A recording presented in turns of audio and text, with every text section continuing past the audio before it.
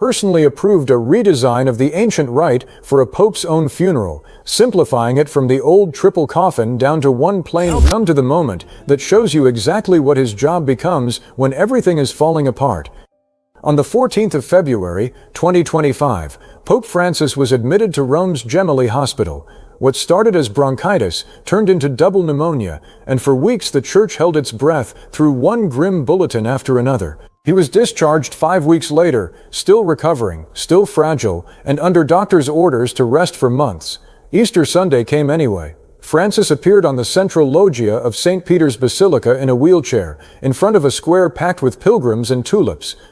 He hadn't presided over the morning mass. That had already gone to a cardinal, but tradition called for one more thing: the Urbi et Orbi, the Pope's Easter blessing to the city and to the world, the same words popes have delivered from that balcony for generations. Francis looked out and said one line himself: "Brothers and sisters, Happy Easter." Then he handed his prepared text to the man standing beside him, and it was Ralli's voice, not the Pope's, that read the entire message out loud.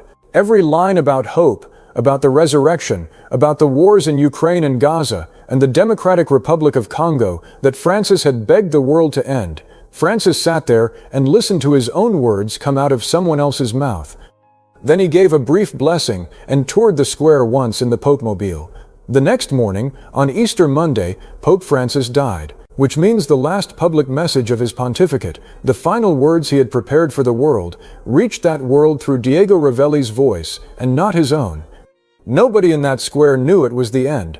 Ralli may have understood the seriousness of Francis's condition better than most people standing there. He read every word anyway, steady, because that was the job. The year before, in 2024, Francis had personally approved a redesign of the ancient rite for a pope's own funeral, simplifying it from the old triple coffin down to one plain wooden casket lined with zinc. Ralli explained it publicly afterward.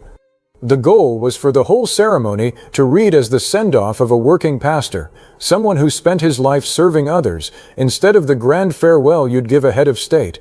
Francis had asked for exactly that himself. On the 25th of April, 2025, it was Ralli who announced the coffin would close that evening at 8 o'clock, and it was Ralli, inside St. Peter's Basilica, who laid a white silk veil over Francis's face and shut the lid himself. The next day, the funeral mass filled St. Peter's Square with something like 200,000 people, led by the Dean of the College of Cardinals, because there was no pope left to lead it.